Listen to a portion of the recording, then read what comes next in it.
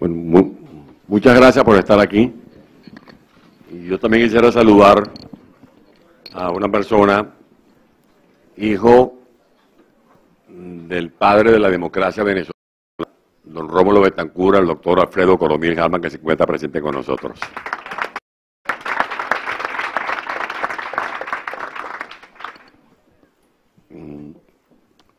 Comienzo por agradecer a la comunidad internacional la solidaridad que han tenido con Venezuela.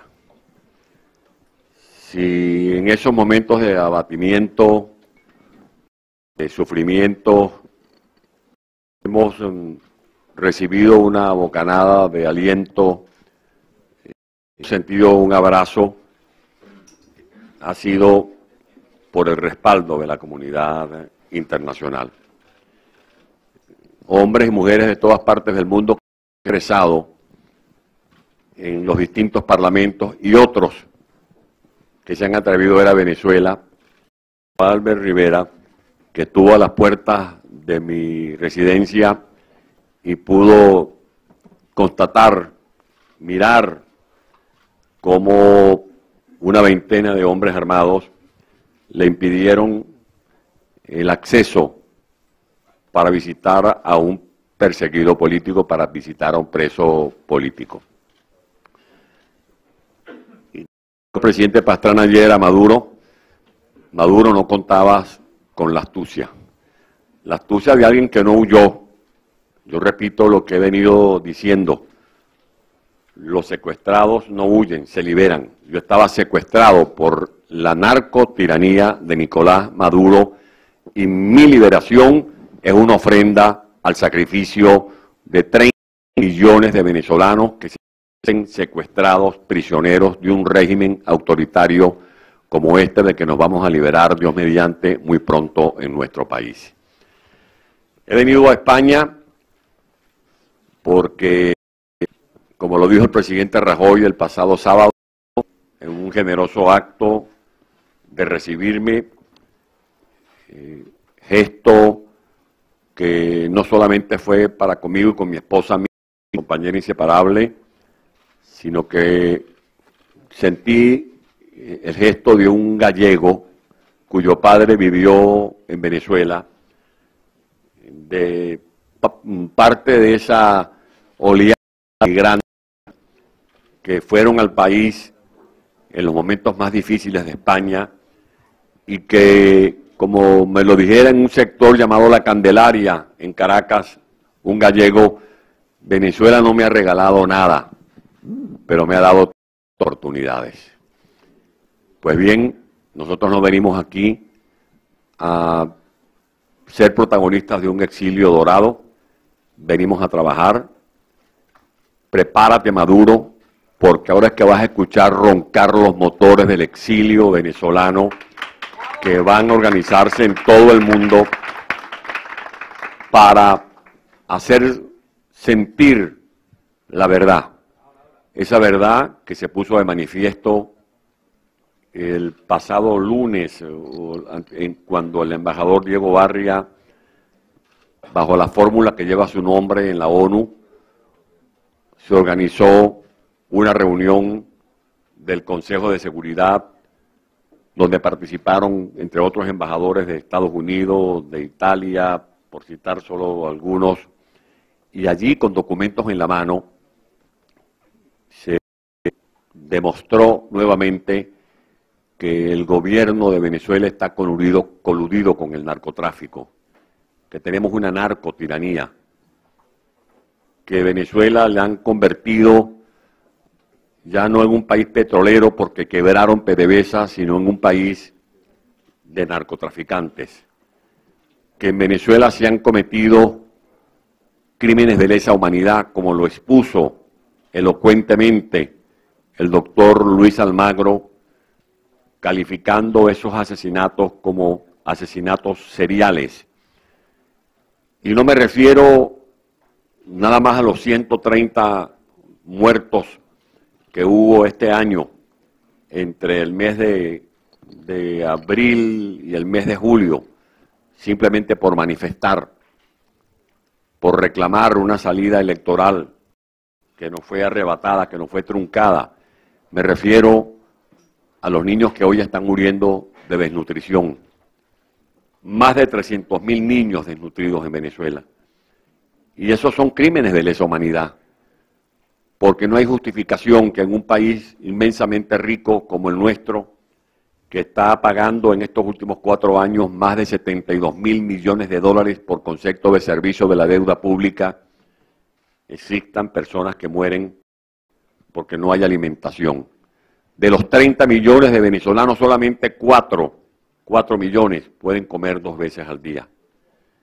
Y la paradoja de ver en el Zulia o en el estado Monagas el balón que saca el petróleo del subsuelo y al lado de ese balancín el rancho donde está la miseria de gente que se acuesta sin comer, de estudiantes que tienen que desertar de sus universidades, más del 60% de deserción en estos últimos años, porque no tienen cómo pagar ni siquiera el pasaje, no tienen cómo alimentarse, mucho menos cubrir sus estudios. Esa es la verdadera tragedia que estamos viviendo en Venezuela.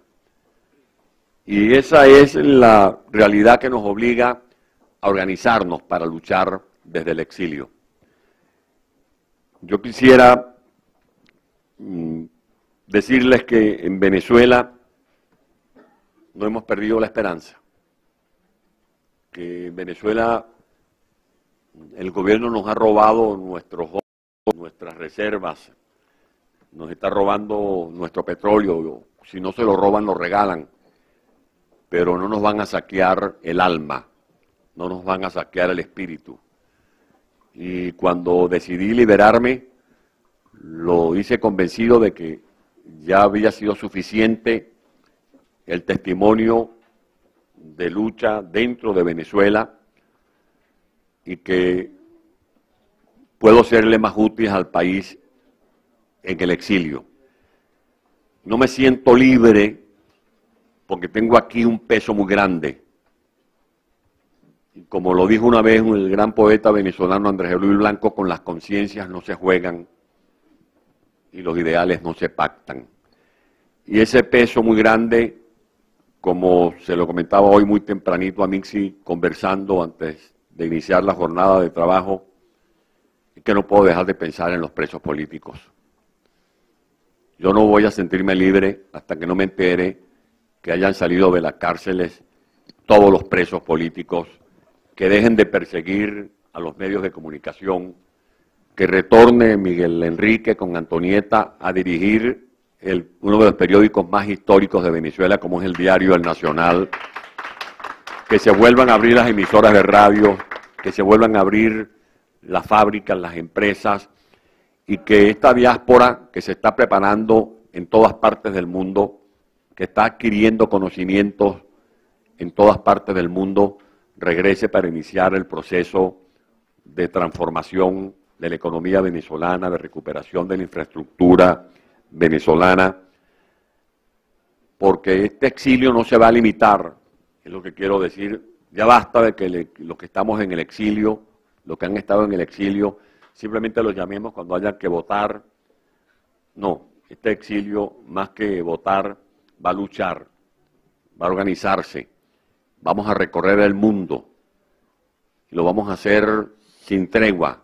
Aquí no venimos a descansar, aquí venimos a trabajar y con el apoyo de todas las instituciones del mundo que están conscientes ya que en Venezuela sufrimos una terrible tiranía. Yo quiero dejar estas primeras palabras para someterme más bien a las preguntas que ustedes tengan a bien formular para que hagamos una conversación con un perseguido que se liberó, pero que tiene el compromiso, junto con todos los que estamos aquí presentes, de continuar esta lucha para definitivamente liberar a Venezuela. Muchas gracias por escucharme.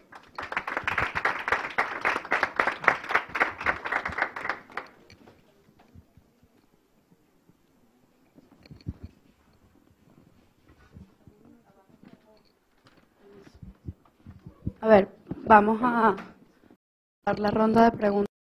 Vamos levantando la mano y ya, vamos a empezar aquí. Buenos días, soy de la agencia France Press. Quisiera saber cómo lo ve lo de levantar las sanciones financieras de los Estados Unidos. Y también, otra pregunta, ¿por qué critica tanto la mediación de José Luis Rodríguez Zapatero? Bueno, levantar las sanciones es como que el gobierno colombiano hubiese cedido definitivamente a lo que quería Pablo Escobar. Cuando Pablo Escobar pedía que se eliminara la extradición. Y aquí hay un hombre que luchó por eso, que fue secuestrado por Popeye, uno de los sicarios de Pablo Escobar. Las sanciones no son contra el pueblo de Venezuela. Las sanciones son contra estos traficantes que están trayendo el 40% de la droga que se consume aquí en su país, en su territorio, sale de Venezuela. Las sanciones son contra los funcionarios a los que les confiaron más de 600 millones de dólares, por ejemplo, para comprar equipos, para equipar los hospitales, y en vez de comprar esos equipos, esos insumos, se robaron ese dinero.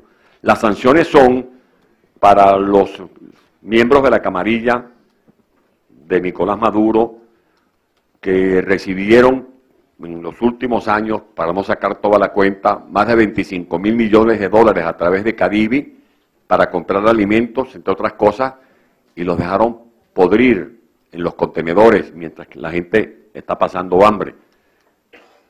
Las sanciones son para los que están identificados como parte de las redes del terrorismo internacional.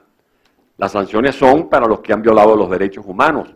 Estar informado es un derecho humano, como el derecho a la alimentación, el derecho a la salud. Y mi discrepancia con el señor Zapatero es que los hechos hablan por sí solos. El año pasado se inició un diálogo. Yo voy a hacer aquí una confesión. A mí me llamó por teléfono el señor secretario de la OEA, Luis Almagro, primera vez que revelo esto públicamente, y me dijo: alcalde, yo quisiera, permítame esta llamada que le estoy haciendo a través de una persona que estaba en mi casa, donde estaba preso. Y yo sé que usted tiene acceso a los líderes de la MUD, yo quiero que usted le transmita esta información. Eso fue un día miércoles. Dígale que les tienen montado una trampa en República Dominicana.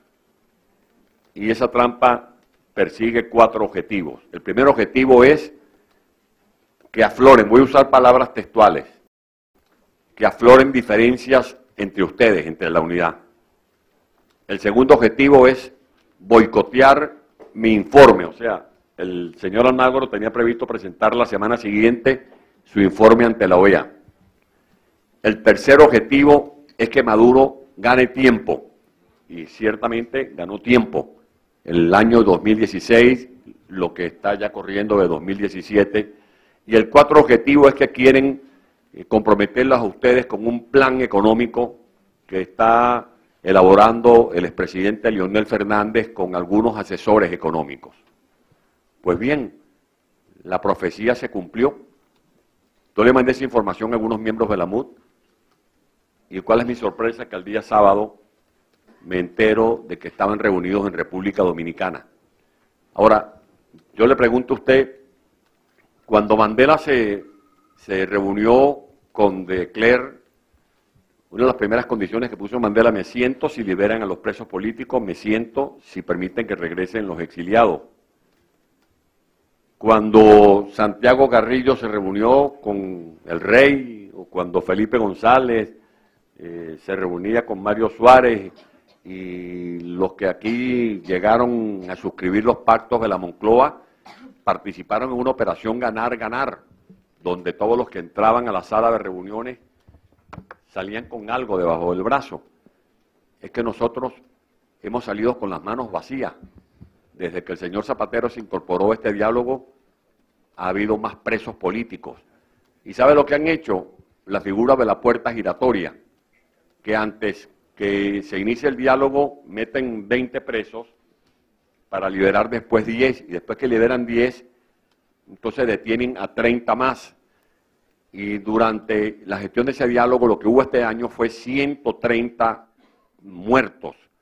Cuando me llamaron, y yo no quiero ser grosero porque respeto una figura que fue presidente de este país, respeto a los líderes españoles,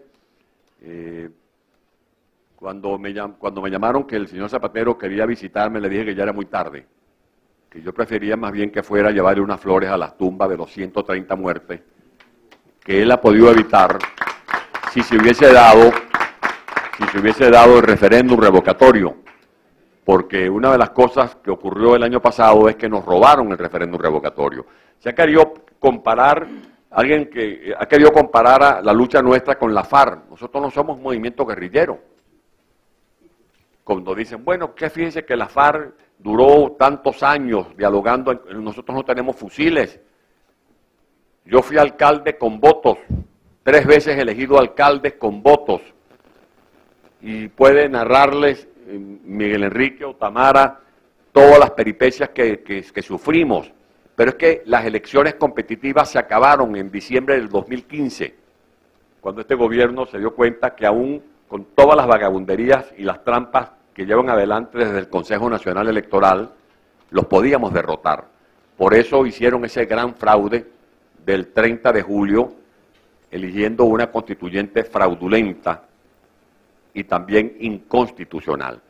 ¿Por qué nos hemos opuesto al diálogo en Santo Domingo? Bueno, ya lo ha explicado María Corina Machado desde Venezuela, lo ha explicado Tamara, lo ha explicado el mismo Diego, lo ha explicado Alfredo Coronil, Miguel Enrique, le hemos contado esto a Beatriz, al presidente Pastrana, porque así como Pablo Escobar hizo su catedral en Colombia, y la gente decía, bueno, pero como este señor es narcotraficante y tiene su propia cárcel, ellos quizás quieren como montar una catedral en República Dominicana, pero con los moderadores que ellos escojan, ¿no?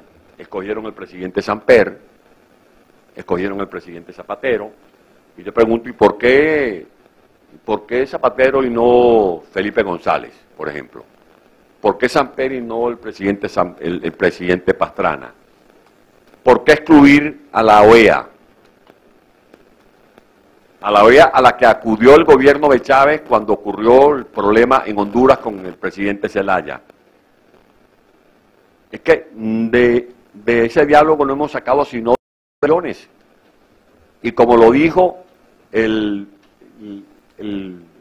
Monseñor Diego Padrón, presidente de la Conferencia Episcopal, cada vez que el gobierno tiene al pueblo en la calle, lo que busca es enfriar la calle, montando estas tramoyas, estas parodias de diálogo. Y no es la primera vez, como se quiere decir ahora, que participan observadores internacionales. Nosotros tuvimos un diálogo en el 2003, donde participó el secretario general de la OEA, el expresidente Gaviria, donde participó el expresidente Jimmy Carter de los Estados Unidos, donde participaron los embajadores de 12 países del mundo y firmaron un acuerdo en una mesa llamada mesa de negociación. ¿Y saben cuál era uno de los acuerdos? Respetar la libertad de expresión, no vamos a clausurar ningún medio de comunicación, desarmar los grupos violentos. ¿Y qué ocurrió después? Cerraron Radio Caracas Televisión, clausuraron más de 40 emisoras de radio. ¿Qué ocurrió después? Que siguieron actuando los grupos violentos. Al candidato Capriles casi lo mata un colectivo en una de las caminatas. Ese colectivo está libre en Venezuela. Los diarios venezolanos, periodistas que han sido agredidos, personas que han sido asesinadas. Y resulta que se habla de un diálogo que nosotros no negamos. Nosotros, el diálogo es patrimonio de la humanidad. Lo que me preocupa a mí o a nosotros es que se corrompa la figura del diálogo y que terminen convirtiendo en una mala palabra el término diálogo. Y por eso la gente reacciona con suspicacias, con temores cuando se habla de diálogo, si no hay reglas del juego bien definidas. y si nosotros, los mismos dirigentes de la oposición, no resolvemos las contradicciones. Esa es la posición que tengo frente a su pregunta. Gracias. Hola, buenas tardes. Meritxell Blasco, de La Sexta. Me gustaría que contara cómo consiguió escaparse de Venezuela y cómo consiguió escapar de los controles hasta llegar a España.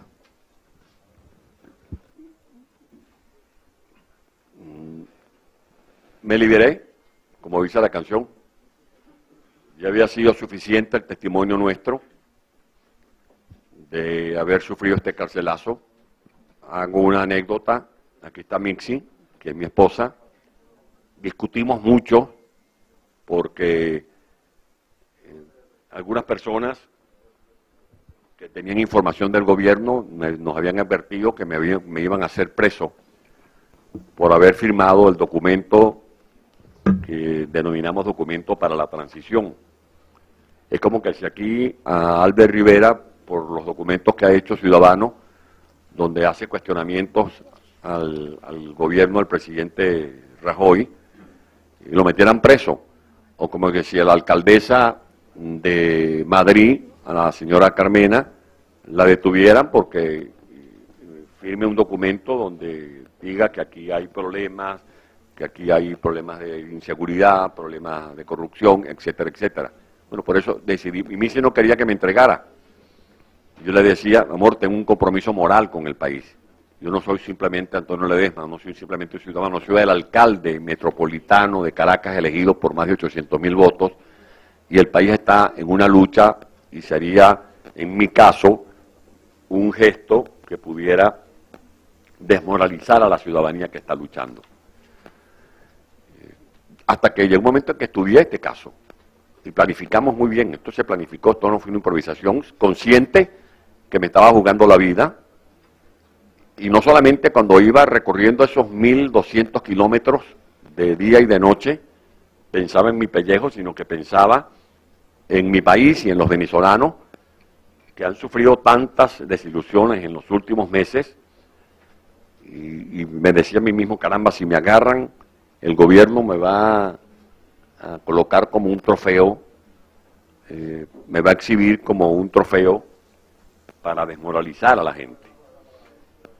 Cuando analizamos el mecanismo, eran más los riesgos que la posibilidad de llegar a territorio libre.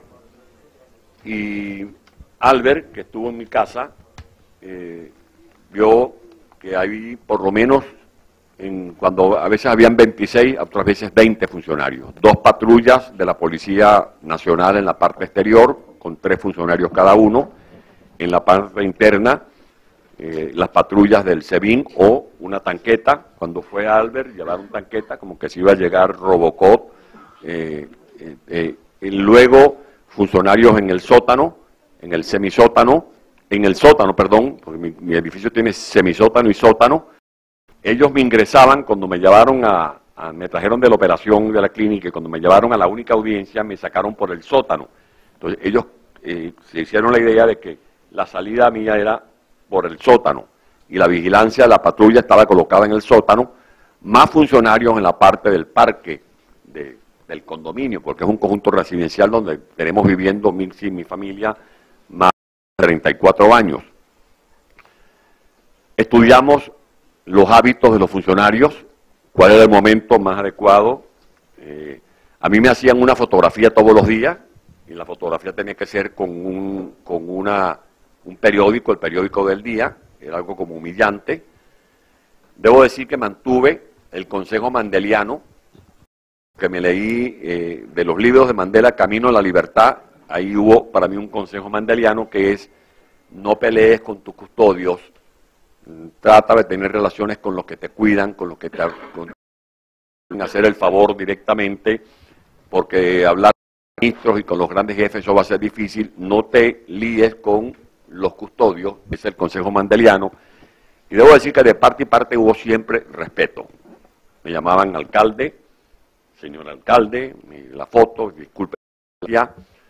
Y bueno, hubo una estrategia estos últimos días evaluando en cuanto a cómo yo debería vestirme para hacerme la foto, cómo debería lucirme, que hasta de llegar a que no te peines, no te arregles. Voy a contar detalles, porque a usted quizás le interesan todos esos detalles. Y para evitar que me repitieran la fotografía, porque, por ejemplo, cuando se anunciaba que iban diputados de Europa, o cuando se anunciaba que iban líderes como Albert, o llegaba el presidente Pastrana, recuerda, se multiplicaba la vigilancia y se multiplicaba el número de fotografías. Me fotografían a las 7, me fotografían a las 12. Logramos que estos últimos 15 días bajara la guardia, se tranquilizara. Le decía que yo me sentía muy mal, que me sentía con muchos dolores, que no dormía, que por favor me dejaran dormir algo, que yo estaba muy mal físicamente. Y bueno, y me la jugué de que no se repitiera la fotografía, y es cuando salimos en las primeras horas de la mañana. Se hizo una estrategia de calcular qué tiempo la unidad entraba y salía del edificio, y luego vivir lo que vivimos, que fue 29 alcabalas de las que estaban activas, porque habían otros puestos de vigilancia. Aquí hay personas que han salido por allí y conocen la ruta. Antonieta pudiera echar cuento también. Cómo ahí son alcabalas de Guardia Nacional o alcabalas de policía. Bueno, hubo colaboración de un equipo que se la jugó, gente que no tiene nada que ver con colaboradores cercanos en Caracas. Quiero decir que hay allanamientos, hubo allanamientos en la ciudad de Caracas, a la directora de finanzas de mi alcaldía, que no tiene nada que ver con esto. La secuestraron de su casa. Aquí está su hija, que por cierto, Caterina, que está estudiante becada por la universidad aquí en Madrid. Hay una cacería contra diputados, la cacería de brujas de un gobierno que sabe lo que está pasando, pero que no dice la procesión que está corriendo dentro de los cuarteles. Porque Nicolás Maduro sabe que para poder pasar 29 alcabalas tuvo que haber colaboración de efectivos militares que hoy en día sienten vergüenza de lo que ocurre con la Fuerza Armada Nacional. Militares que sus hijos, cuando le piden la bendición, al mismo tiempo le dicen: papá, ¿hasta cuándo tú vas a seguir siendo corresponsable de esta narcotiranía? Porque esos militares tienen madres, tienen hijos, tienen esposas, y cuando llegan a la recámara con su esposa también les dicen: ¿no te da pena lucir ese uniforme que está siendo manchado con la sangre del pueblo que están asesinados? ¿Tú no ves esa gente que no puede comer como nosotros acabamos de cenar? Yo me pregunto si Nicolás Maduro va a allanarle hoy en la casa al ex vicepresidente José Vicente Rangel, que ayer dijo en un programa de televisión que ya es inexplicable, que no tiene justificación el gobierno para las cosas que están ocurriendo en Venezuela, que el hambre que se está sufriendo en Venezuela no tiene justificación. Le va a allanar también la casa a José Vicente Rangel Nicolás Maduro. ¿Cómo va a perseguir a cuántos militares? ¿Cómo va a dar con los militares? Va a perseguir a los miles que cuando me identificó, supongo, porque me picó el ojo y me dijo: siga adelante, porque atravesando ya el momento final para llegar a la frontera colombiana, una señora, yo que cargaba un suéter con una capucha, de buena fe la señora me dice: y en eso el Guardia Nacional, que está pendiente de la maleta, revisar la maleta de lo que lleva la gente, porque hay gente que pasa a Cúcuta con algunos bienes, harina, pastillas de jabón, pasta dental, porque por la diferencia de los precios la gente anda en su lo que llaman rebusque. No sé si ustedes entienden eso aquí de cómo resolverse el problema económico. El Guardia Nacional me mira, y es cuando me mira y me hace así y me dice: siga adelante. Faltaban el otro que viene detrás de mí, que me estaba ayudando, me dice 14 metros, 13 metros. Para mí fueron no 13, sino 13 kilómetros. Y cuando llego, que cargaba una cédula y un carnet de la inmigración colombiana con la fotografía de una persona parecida a mí, que yo me identifico, me dice, no hace falta, me recibió con esta bandera. Usted es hombre libre, está en territorio colombiano.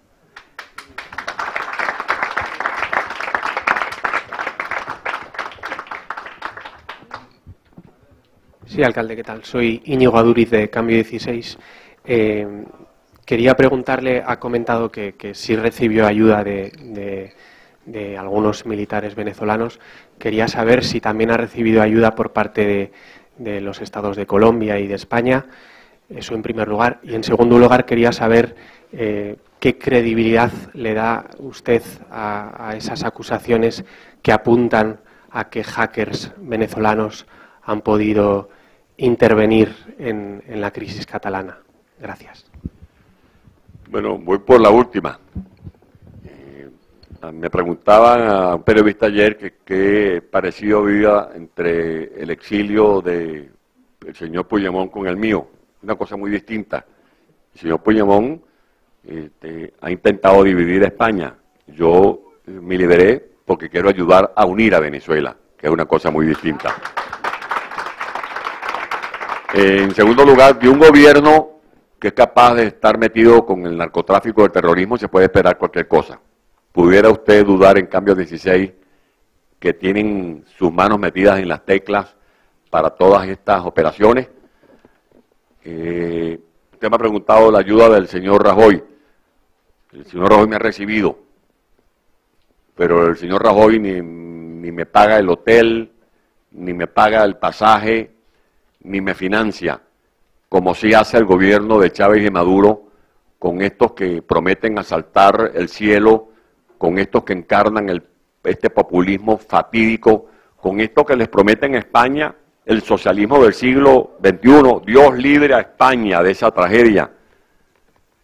De allí que no hay duda de que para mí que esta gente tiene sus manos metidas en todas estas peripecias. No sé cuál fue el otro punto. Bueno, ¿qué más ayuda un pueblo como el de Colombia, que está recibiendo diariamente en Cúcuta más de 30.000 venezolanos? ¿Qué más ayuda que la lucha que ha dado el presidente Pastrana, el presidente Uribe, los parlamentarios, los periodistas colombianos? Porque como han cerrado las emisoras y no dejan por ejemplo, tienen prohibido que me entrevisten en Venezuela. Porque soy una suerte para Maduro de Chapo Guzmán, de terrorista. Pero me han entrevistado todas las emisoras de Colombia, y esas emisoras de Colombia la gente se las arregla para sintonizarlas y escucharlas. ¿Y qué más ayuda que una llamada como la que me hizo el presidente Santos, que incluso me dijo, quédese hoy para recibirlo mañana? ¿Qué más ayuda que la del presidente Rajoy? El primer presidente en ejercicio, yo quiero hacer ese reconocimiento, el primer presidente en ejercicio que se manifestó a favor de la lucha por la democracia en Venezuela fue Mariano Rajoy. Y honor al que el honor merece. ¿Qué más ayuda? Yo estaba preso en Ramo Verde y Mixi me llevó un radiecito y la única emisora que escuchaba en el radio era Unión Radio. Y había un programa de Unai Amenábar, un periodista venezolano, y yo me despertaba a esa hora porque tenía como hábito no dormir de día, sino tratar de tener actividad todo el día para aprovechar de dormir por lo menos 5 o 6 horas. Y pongo el radiecito y cuando escucho una llamada, en este momento tenemos en la línea al expresidente, entonces, que anuncia que asumirá la defensa como abogado de Antonio Ledesma. Un presidente abogado, ¿cómo se paga eso? Eso se paga es con afecto, con cariño. Eso es inolvidable. Y eso era lo que yo esperaba del presidente Zapatero. Si el presidente Zapatero hubiese defendido el año pasado el referéndum revocatorio, hubiésemos dirimido las diferencias en Venezuela por la vía democrática, por la vía electoral, no hubiesen muerto este año estos 130 estudiantes que murieron en las calles de Venezuela. Y esa es la ayuda que hemos recibido de los gobiernos de España, de los gobiernos de Colombia, de los gobiernos del mundo, que se manifestaron en contra de esa fraudulenta constituyente. Hola, sí. Bueno, en primer lugar, alcalde Ledesma, muy contento y estoy seguro que todos los estudiantes así lo estamos, de volverlo a ver en libertad. Usted siempre ha sido una de esas figuras que ha estado luchando con los estudiantes en Venezuela y ahora sí será desde afuera de Venezuela, por el país que queremos y por ese país que soñamos. Y la pregunta que le quería hacer y le queríamos hacer en nombre de los estudiantes venezolanos en España es cómo continuamos esa lucha estando afuera de nuestro país. Si bien ahora nuestro trabajo es formarnos, poder construir mañana ese país que soñamos, ¿qué podemos hacer de manera concreta para avanzar o hacer avanzar a nuestro país en esa búsqueda de la libertad? Muchas gracias. Bueno, organizándonos con una estrategia, participando en los foros, en todos los eventos, para hacer sentir esta no es una lucha en la que queremos nosotros asumir un protagonismo. No, nosotros vamos a ser parte de ese binomio de los que estamos en el exilio con los que están sufriendo en el territorio nacional.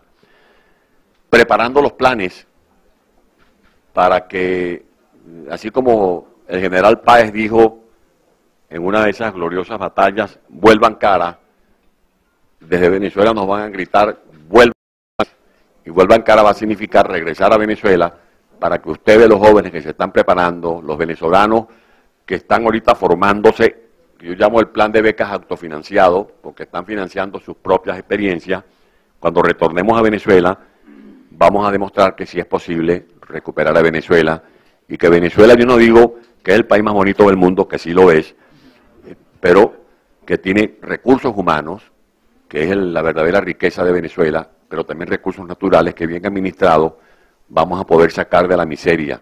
No queremos que Venezuela siga en la miseria, tampoco vamos a llegar con planes populistas para que sobreviva en la miseria. El hombre nuevo que prometen los populistas, en Venezuela lo llaman el homus cla, que es el hombre de la caja, de la cajita de alimentos que le reparte Maduro para que sobreviva en la miseria. Eso no lo queremos nosotros y esa es la lucha que junto a ustedes, que son los jóvenes que no pueden perder la ilusión por el futuro, tenemos que seguir dando. Gilberto Carrasquero, venezolano comprometido con la libertad. Antonio, gracias. Bienvenido de todo corazón a la libertad. La libertad trae un poco de esperanza.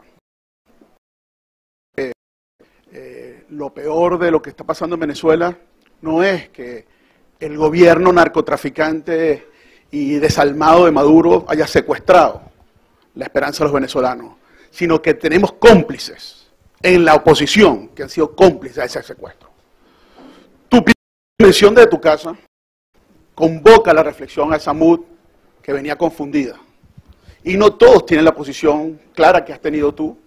Esta posición cuando tú eres capaz de criticar la posición celestina de quien convoca un diálogo sin sentido, es parte de una crítica que tiene que incluir a los que participaron sin exigir.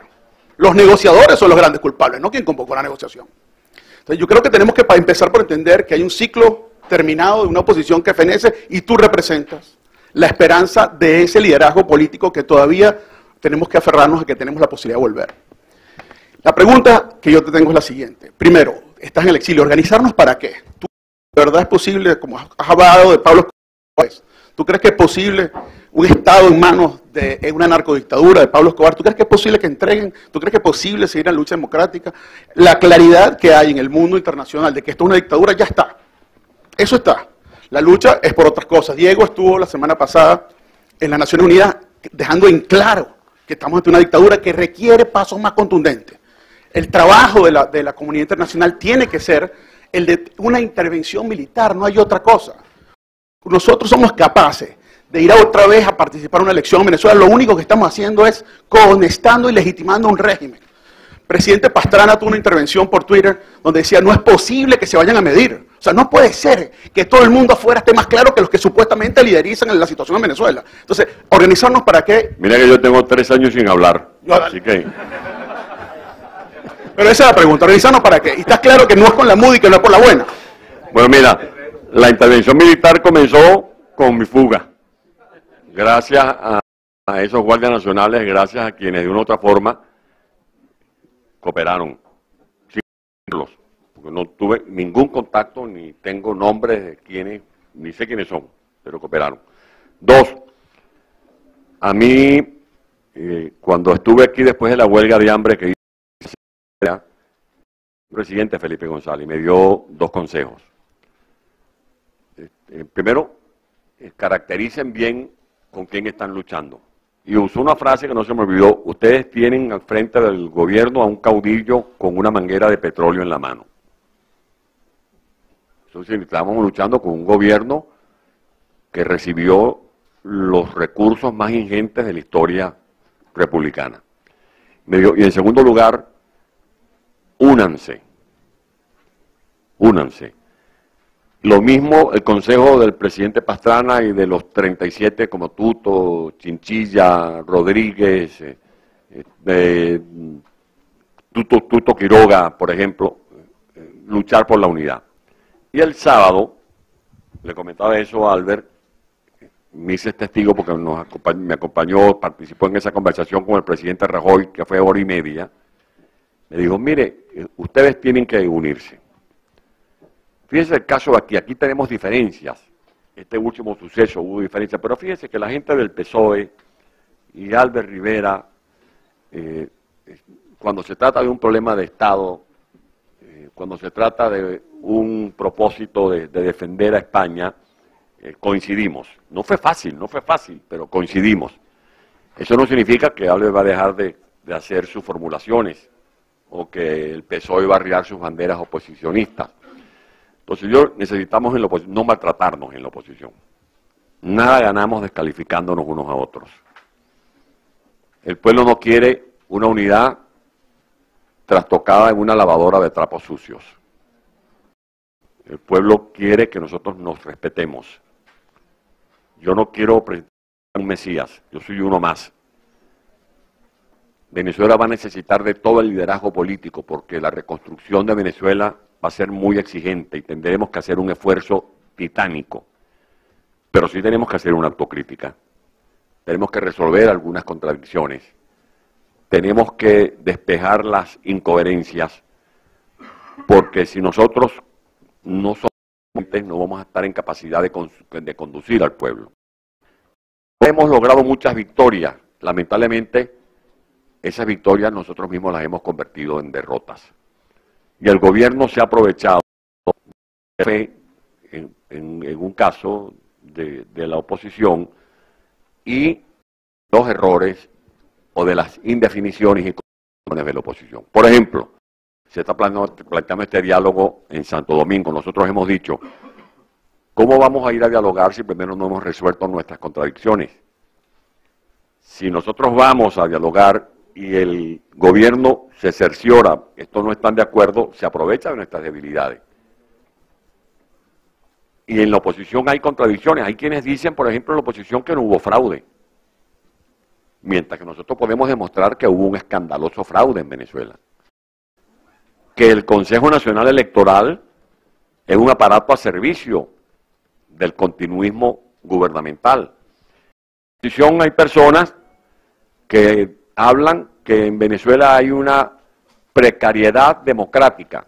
Eso está bueno que lo diga un profesor en una academia. Pero que en Venezuela hay una narcotiranía. En Venezuela hay dirigentes que se pusieron de espaldas al mandato que nos dio el pueblo el 16 de diciembre, del 16 de julio, cuando convocamos una asamblea, un plebiscito, que no lo convoqué yo, lo convocó la Asamblea Nacional. Y resulta que uno de los mandatos que dio el pueblo es desconocer la consecuencia del fraude que se estaba montando para el 30 de julio, llámese Asamblea Nacional Constituyente. Entonces, ¿cómo la gente se queda medio de contradicciones, viendo, bueno, cuando esa misma oposición que convocó el plebiscito después manda a unos dirigentes a juramentarse en la Asamblea Constituyente y luego a participar en unas elecciones que, como lo advertíamos, evidentemente iban a ser fraudulentas? y nos quisieron llamar abstencionistas. Yo nací, yo tengo en la lucha política desde que tengo 13 años de edad. La primera vez que caí preso fue a los 14 años de edad, para participar en protestas estudiantiles. Yo no soy abstencionista. A mí me dijo una señora en un barrio de Caracas, en un sector pobre de Caracas, mire, lo único que tenemos los pobres en la democracia realmente es porque ustedes pueden expresarse en la radio, ustedes van a la televisión, los entrevistan en los periódicos, pero nosotros no, nosotros nos expresamos es el voto, es con el voto. Nosotros lo que somos es... Esas son las cosas que tenemos que resolver en la oposición. En Venezuela hay líderes de oposición a los que respeto, a los que considero que son necesarios, pero así cuando alguien tiene pasos y tiene que purgarse, yo creo que hay que hacer una purga también en la conducción de la oposición, porque es la única manera de evitar las contradicciones que estamos viviendo. Vale, a ver, tenemos ya muy poquito tiempo, así que vamos a limitar, por favor, las 3 personas, van a hacer preguntas y luego, por favor, cierra con eso. Sí, las 3 al mismo tiempo, sí, para poder.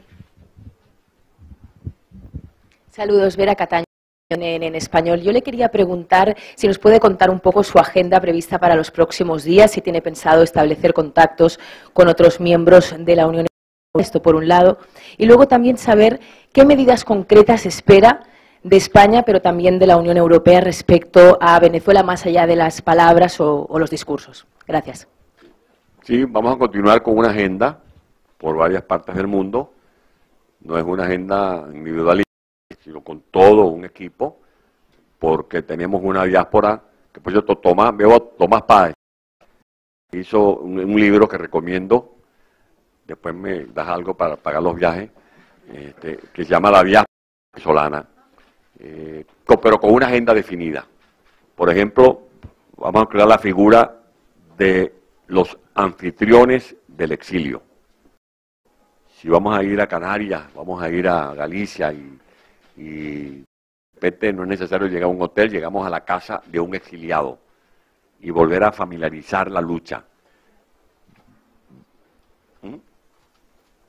Están previstos una visita, una reunión muy pronto con el secretario general de la OEA, con parlamentarios en Estados Unidos, otra gira por Sudamérica, no voy a dar detalles, luego que se organice el equipo, pero va a ser un trabajo organizado con que tenga eficacia, como dije al principio, que no es simplemente llamar al exiliado cuando hay una elección, sino que el exiliado se sienta protagonista, copartícipe de las luchas que estamos dando por la libertad de Venezuela.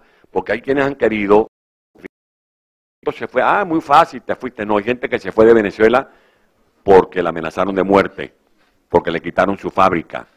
Isleños, canarios, que montaron un puestecito de venta en el mercado y luego hicieron con su esfuerzo un emporio económico, se los invadieron, viendo un caudillo que decía, parado en una plaza, y este edificio, ¿cómo se llama? La Francia, exprópiese. Y este edificio, que es? Eso es un banco, expropiese. Bueno, eso tiene que acabar en Venezuela. ¿Y qué pedimos a la comunidad internacional, a la Unión Europea? Primero, que no nos dejen solos, que sigan actuando como siguen actuando, que sigan sancionando a los narcotraficantes, que no es sanciones contra 30 millones de venezolanos, sino, así como un fiscal de tránsito detiene a alguien que se coma la luz roja en una calle de Madrid, pues bien, la comunidad internacional, cuando identifica a un narcotraficante que está intoxicando a la humanidad, tiene que detenerlo, tiene que procesarlo. Y como ya el mundo lo sabe, en Venezuela no hay una democracia, en Venezuela hay una narcotiranía, y por eso no nos pueden llamar a nosotros traidores a la patria, porque pedimos al mundo que cuestionen a un régimen tiránico. Traidores a la patria son los que regalan el petróleo, los que permiten que agentes cubanos, iraníes, estén en territorio nacional. Me perdona, no entienda, pero es como cuando una persona tiene tanto tiempo sin comer, me imagino usted que cuando le ponen un plato, bueno, yo estoy como, toda la vida hablar, tenía 3 años sin hablar, me la pasaba hablando a veces solo en el apartamento. Imagínense verlos ustedes aquí. Yo no puedo pelar esta oportunidad de hablar como lo he hecho. Y muchas gracias a quienes le han dado a los venezolanos el premio Sájarov. Me lo recuerda Beatriz. Voy a hacer también, Mixi me está haciendo señas, que estoy alargándome mucho, pero una anécdota. Cuando Mixi me dijo, amor, me dice Beatriz la posibilidad del premio Sájarov, yo hice una carta privada. Y en esa carta le dije, estoy muy agradecido por la atención, pero yo quiero, sin que esto sea una ofensa, que por favor descarten el nombre mío, porque yo tengo ya el premio de estar vivo, que ese premio debería ser para los escuderos, para los que murieron. El premio tiene que ser para los que han perdido. Pero bueno, ya se dio, muchas gracias, tú has sido protagonista de ese reconocimiento. Es un premio para todos los presos políticos, para todos los perseguidos, para todas las víctimas. Y como hay un premio en metálico, que es metálico, es nuestra proposición, se entregue a una ONG, a una organización que le dé ayuda a los presos políticos. Nosotros somos unos privilegiados, porque yo tenía a mi mujer, a mis hijas, a los amigos que nos llevaban la comida, que podían trasladarse a la cárcel. Hay presos políticos que no ven a sus familiares. ¿Y saben por qué? Porque la familia no puede pagar el pasaje, porque no puede pagar la pensión, que no pueden comprarse un par de zapatos. Una de las pocas discusiones que tuve yo en Ramo Verde con uno de los custodios es porque a mí se me llevó un zapato y me quedaron apretados. Y había un muchacho que estaba por allí preso, andaba con unas sandalias rotas, y yo le di el zapato. Y después el muchacho lo comenzaron a averiguar los custodios, porque si era enlace mío, que yo lo había planeado, como se dice en lenguaje carcelario. Bueno, porque hay gente que no tiene ni cómo comprarse un par de zapatos. Que ese metálico sea para ayudar a la familia de los presos políticos con tantas penurias.